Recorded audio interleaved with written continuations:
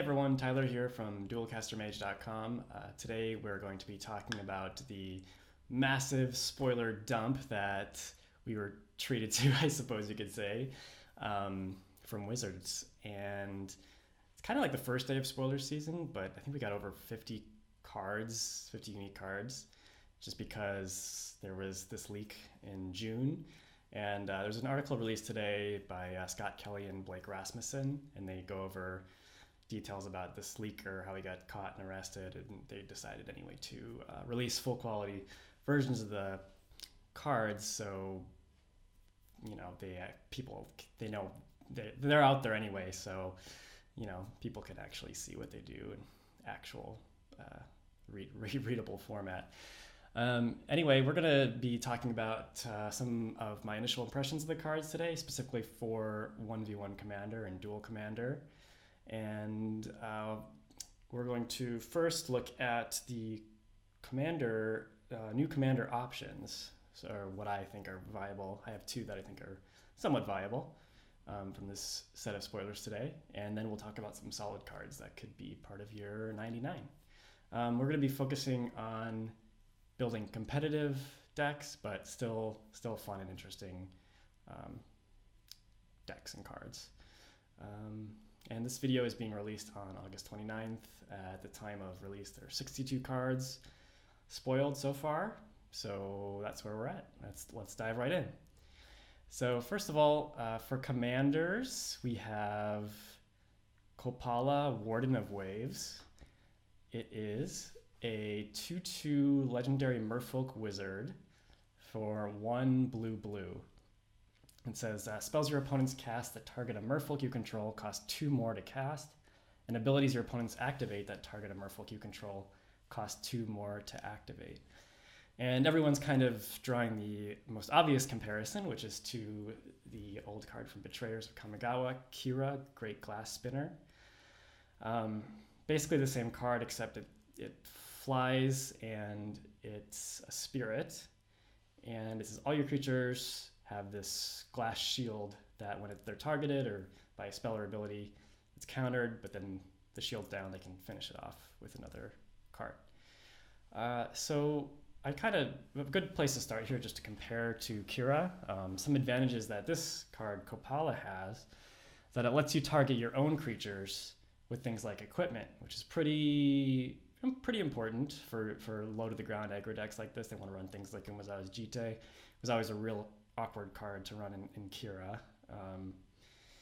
Didn't really do much good. You equip it, shield breaks, try to equip it again for another 2 mana, your opponent kills in response. It's a disaster. So don't have to worry about that with Kopala. It is better if your opponent has a free way to break the shield, Kira's shield, like a Mazavith. Then they can just use their removal spell on your creatures without having to spend 2 cards to do so. And finally, it's a merfolk, which gets buffed by all the Lord of Atlantis card type lords and other such cards, Marrow Regery and so on and so forth. And it's kind of, people like to build tribal decks, so it's kind of fun in that way. Some disadvantages, though, abilities only work with merfolk, but Kira, it worked on all your creatures. Costing your opponent extra mana is generally less bad for them than costing a card about 90% of the time or so. It's definitely worse in the late game when they have a bunch of mana to spare. So that's probably the biggest disadvantage to this card when comparing it to Kira. Also, it doesn't have flying, and when you're talking about Duel Commander, there are probably not enough playable merfolk to fill out a competitive 100 card singleton deck. So I would say it's overall worse, but a little bit of a disclaimer. I have a big soft spot for Kira. She was one of the first Duel Commander decks I built, and still rocks as far as I'm concerned as an aggro control commander. But yeah, Kopala, clearly a merfolk tribal build around, only the second of its kind. I looked it up after Sig River Guide way back in Lorwyn, but I think this deck would be pretty straightforward and easy to build if you wanted to go for it, and I think it could be reasonably competitive. All right, so the next card I want to talk about as a potential commander is another merfolk, actually. Tishana, Voice of Thunder. This is 5 green blue for a star Merfolk Shaman. And Tishana's power and toughness are each equal to the number of cards in your hand. You have no maximum hand size, and when Tishana enters the battlefield, you draw a card for each creature you control. So I'm not sure if Tishana is a male or female. I'm going to assume it's a female just based on the name, but I have no basis for that. For me, the most clear comparison to this card is Prime Speaker Zegana, which is a card from Return to Ravnica, or Gatecrash, I believe. So there's some key differences here. If you resolve, well, one thing they have in common is that if you resolve either of them once, you're probably winning that game. You're just drawing a huge amount of cards. They're both dependent on the creatures you've played before, which is the biggest weakness for both of these cards. They're terrible after a Wrath effect. Tishana is 1 more to cast, but it's easier on the mana. Prime Speaker required 2 green, 2 blue. This new one draws cards equal to the number of creatures rather than the greatest power among creatures you control as it entered the battlefield. So I think that's better in most cases, because you want to put these expensive commanders in decks with a lot of mana dorks, and let's say you have 5 1-power creatures, Zegana is only going to draw you 2 cards, whereas Tishana would draw you like 6 cards. And its power and toughness is different. It's equal to the number of cards in your hand rather than the greatest power as you cast the creature, speaking about Prime Speaker Zegana, which is actually kind of nice in that, next turn you go through draw step, attack, it's already more powerful than it was the turn before, so I like that. Then that being said, Prime Speaker Zegana wasn't exactly competitive before this, so it's kind of a long shot, but I think of all the dinosaurs and pirates and stuff that we saw today, this is like the second most playable commander so far from Ixalan. Another comparison you could make to this card would be Collective Unconscious, which is a 6-mana sorcery, green sorcery that says draw a card for each creature you control. This does the same thing, except you get, for 1 extra mana, you get a body and I guess an extra card too for that same reason.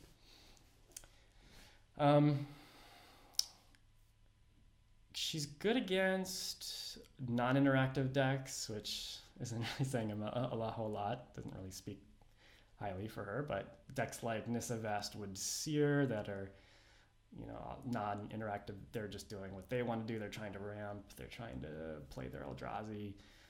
I could see it being okay against those sort of decks. You're kind of doing the same thing, because you're drawing a bunch more cards than they are.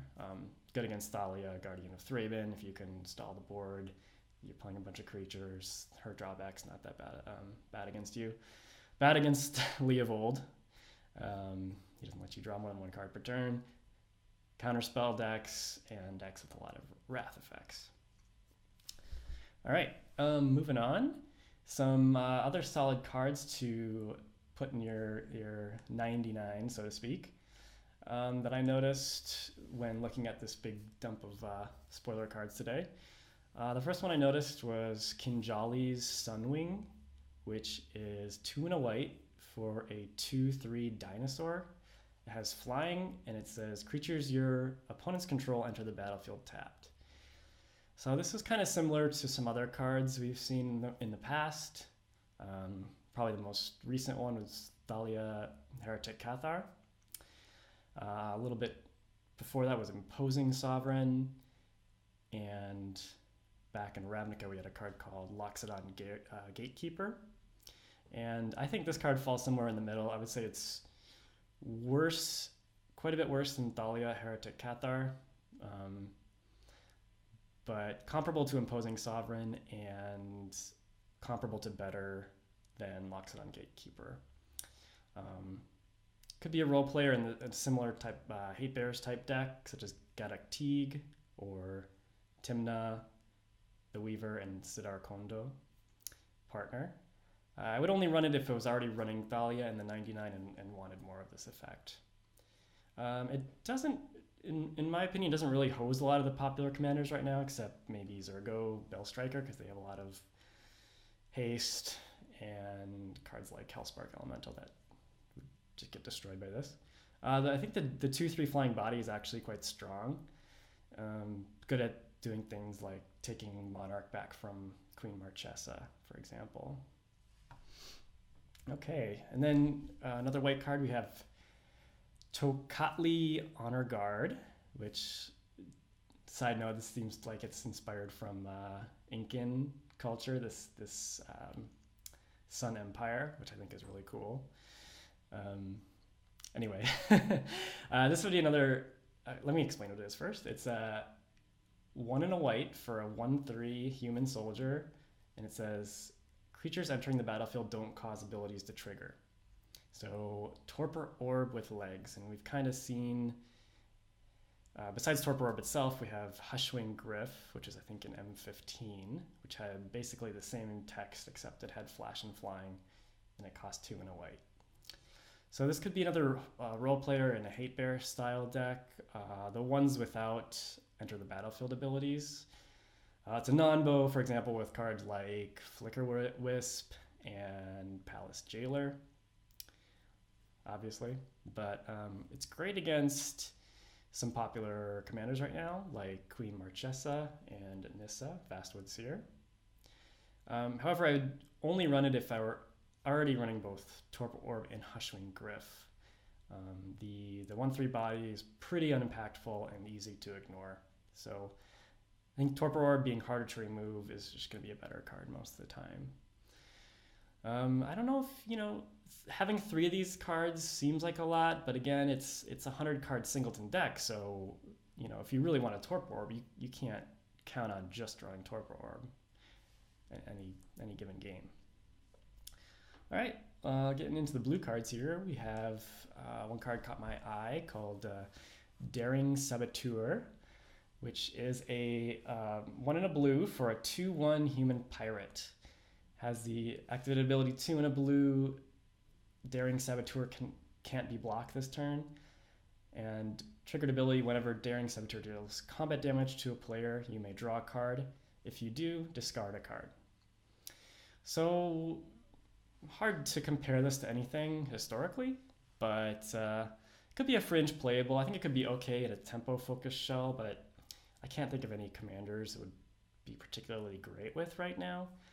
I would only run it if I care about both pressuring my opponent early and could benefit from cards hitting the graveyard somehow, like a Reanimator or something. So, like I said, fringe playable. I think I'll keep it in mind when building decks, but I don't think its power level is quite there. All right, a little bit stronger card here. It looked really unimpressive to me at first, but after reading it a few more times, I think it's could earn its keep somewhere. That is Jace, Cunning Castaway, or Jace the Body Sculptor, as people have said. You can see that if you looking at the art. It's just basic. He has half a shirt on, and he's like on a mast of a pirate ship or something. But anyway, it's a 1 blue for a legendary planeswalker. Jace starts with 3 loyalty, and its loyalty abilities are +1. Whenever one or more creatures you control deal combat damage to a player this turn, draw a card, then discard a card. -2, create a 2/2 blue illusion creature token with, when this creature becomes the target of a spell, sacrifice it. And its ultimate is -5 to create 2 tokens that are copies of Jace, Cunning Castaway, except they're not legendary. So that's really unique ultimate that we haven't seen before on a Planeswalker as far as I know. So for me, plan A with this card, definitely to ultimate him as quickly as possible and try to run away with the game by creating copies. He starts with 3 loyalties, so you go 2 turns up to 5, and then ultimate, which is pretty quick as far as Planeswalker ultimates go, especially given the fact that it only costs 3 mana. Plan B would be to make an illusion. It's pretty good. It protects Jace a bit, and the illusion only disappears if it's the target of a spell, which is what Wizards seems to be doing more of nowadays. So you can't just pick off the illusion with, Maze of Ith or something like that, which is nice. If the +1 one's really minor effect. If it doesn't do anything for you, your opponent can just easily ignore it for 2 turns. And even if it does let you loot, they can still, it's such a minor effect that they can still ignore it for 2 turns. It's really only a problem as it ticks up to the ultimate. Kind of like the most recent 3-mana Liliana. Like some decks had no creatures and its plus loyalty effect didn't do anything, but once you get to the ultimate, it's just game over. Jace's ultimate isn't that good, but pretty hard to contain once you do it at least once. I think it's much better in decks like Thrasios Partner or Thrasios plus another partner or other commander with converted mana cost less than 3 that can block and protect it and attack to make use of its +1 loot effect. Could be good in Baral because you can polymorph the token, but just recently Emrakul was banned in Duel Commander, so that deck is probably on its way out, if not already there. All right, moving on. There's a black creature we have called Blood Crazed Paladin. It's 1 and a black for a 1/1 Vampire Knight. It has Flash, and when it enters the battlefield, Blood Crazed Paladin enters the battlefield with a +1/+1 counter on it for each creature that died this turn. So this looks like an all-star to me in Edgar Markov specifically, new Commander 2017 Commander, but significantly weaker in other decks. It would be a good choice if you have a weenie deck involving black and your meta is filled with Wraths. You can, flash this in at the end of turn and get like a, 6/6 vampire or something like that. It does count each creature that died this turn, not just your creatures, so that's important to know. Otherwise, if you can't capitalize on those advantages, it's probably not going to make the cut. Right, another black creature that caught my eye was Deadeye Tracker, which is 1 black for a 1/1 human pirate, and it has an activated ability 1 and a black, and tap it. Exile 2 target cards from an opponent's graveyard. Deadeye Tracker explores.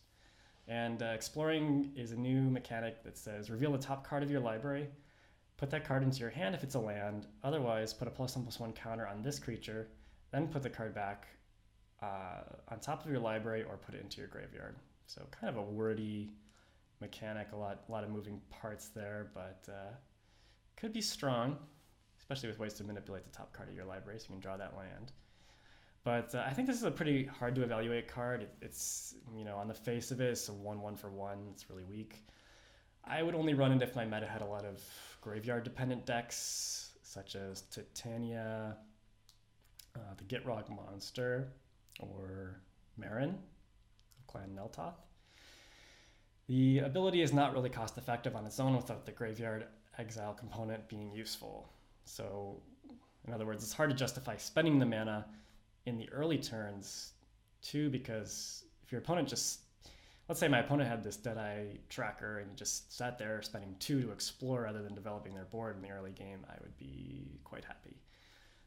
At that point, then it's just a 1/1 for 1, or 2/2 for 3. Effectively, if you sink 2 more mana into it, it becomes a 2/2, and so on and so forth. But that really isn't worth a card. So, interesting card. I don't know where it would fit.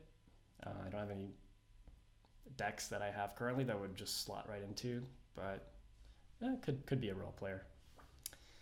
Okay, we have another black creature called Ruin Raider, which is 2 and a black for a 3/2 Orc Pirate.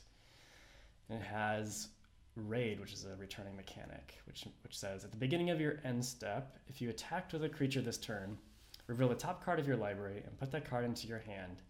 You lose life equal to the card's converted mana cost. I started calling this one Rob, which is Bob's big brother. Also, he kind of robs your opponent, raids, whatever. Ruin Raider raiding, Rob. Anyway, Bob, of course, is the iconic Dark Confidant, which did the same type of ability, except did it every upkeep, whether you attacked or not. It was more consistent. We've seen this effect a few times now.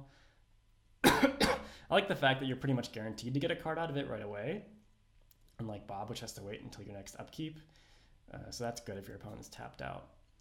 On the other hand, you have to attack to make this good, which isn't always possible. I would say overall this is worse than Bob, but better than Painseer or Dark Tutelage.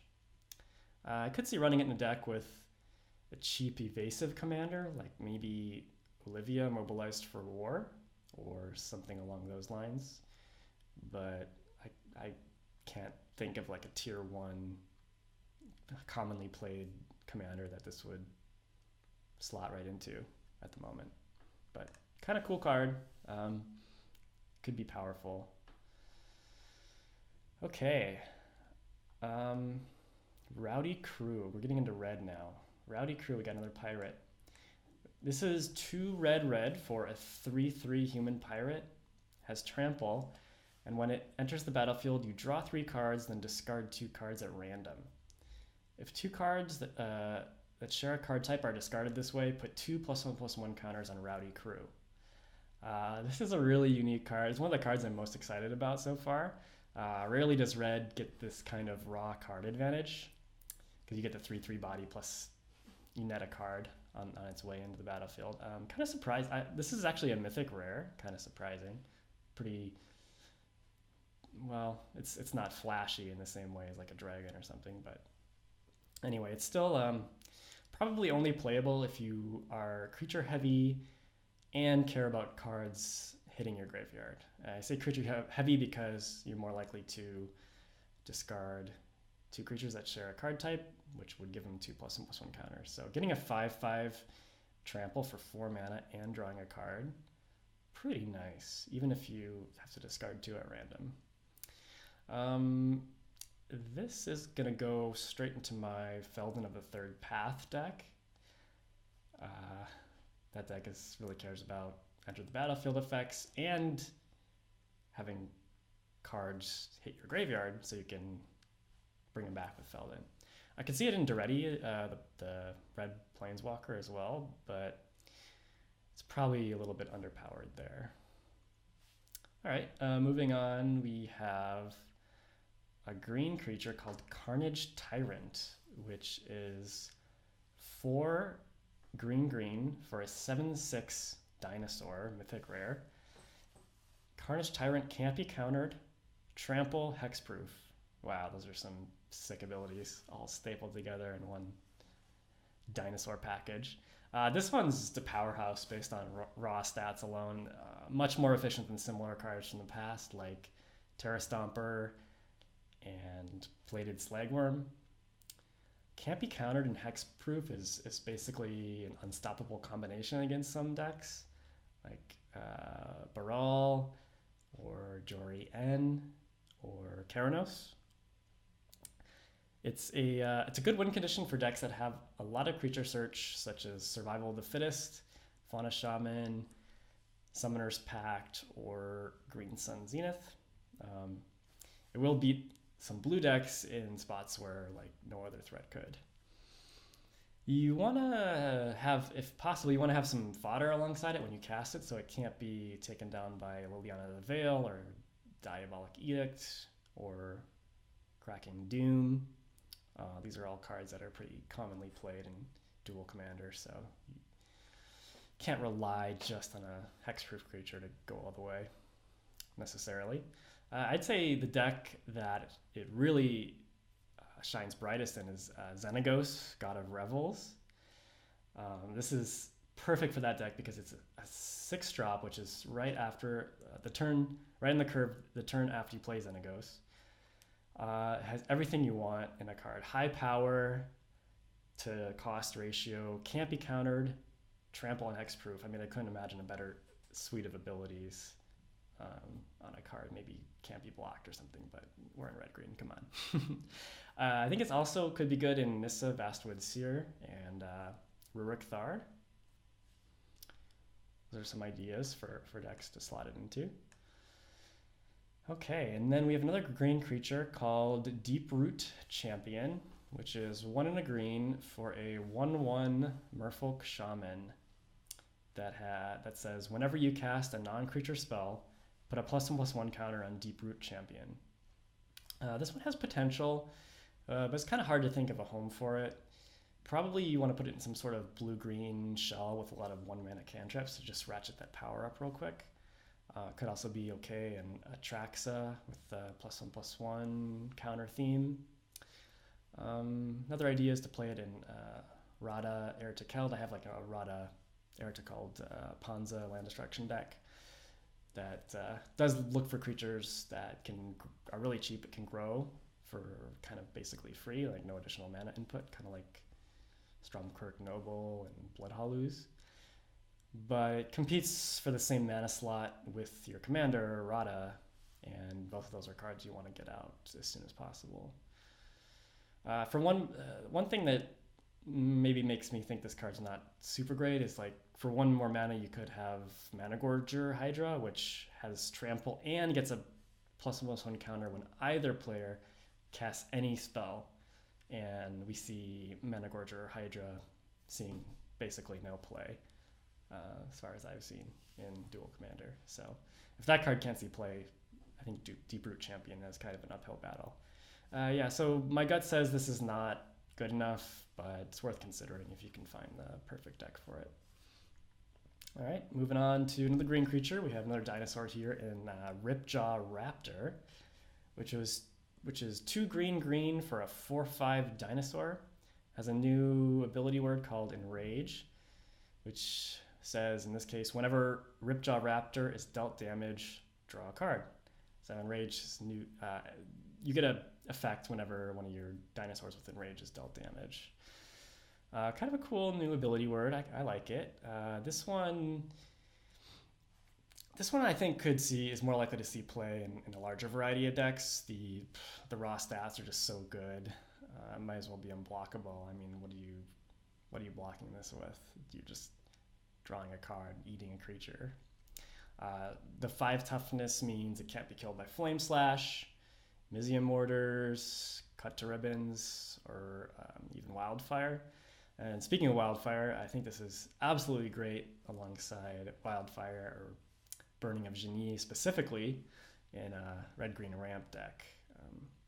I might put this in. I have a Roshin Meanderer deck that this could slot into. The deck has plenty of small sweepers like Pyroclasm and Anger of the Gods, and it's kind of exactly the type of card you want to use alongside Ripjaw Raptor.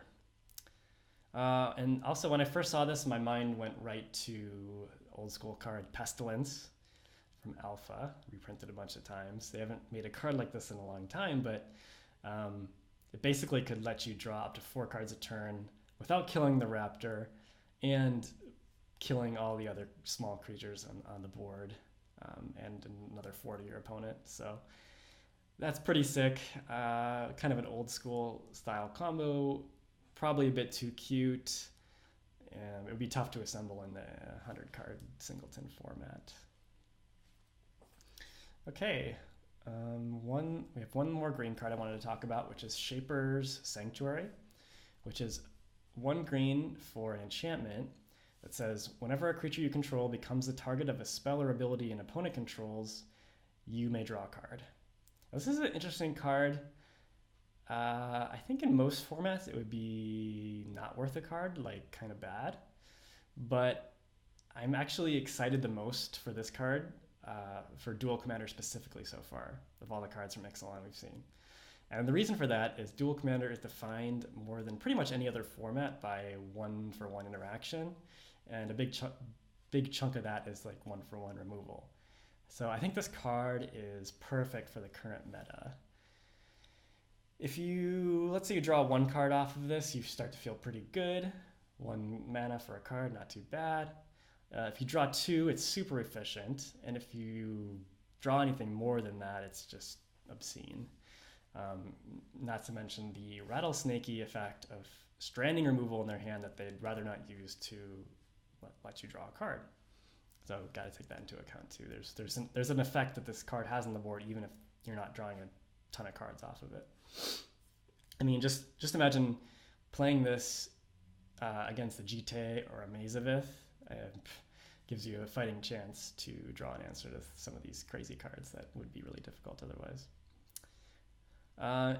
Also, one of the top decks right now is Queen Marchesa, and this turns the card Advantage War on its head. If you play it against her, they can kill your creatures to protect Monarch, which draws you a card, or they can let your creatures live, and then you can use those creatures to take back Monarch to draw even more cards. So they're kind of damned if they do, damned if they don't. And even, let's say they use a Anguished Unmaking or something to kill your 1-mana enchantment, you are still coming out way ahead in that exchange. I would put this in any deck with a lot of creatures. One of my decks right now is Captain Sisse, and this card is perfect for it because that deck is kind of a glass cannon type strategy that relies heavily on mana dorks, and this card makes it less likely that you completely run out of gas and get blown out by heavy removal from your opponent, although it is still bad against Wraths and Pyroclasm type effects. All right, the last card I wanted to talk about today is an artifact, Sorceress Spyglass. So 2 mana for an artifact. As it enters the battlefield, look at an opponent's hand and choose any card name.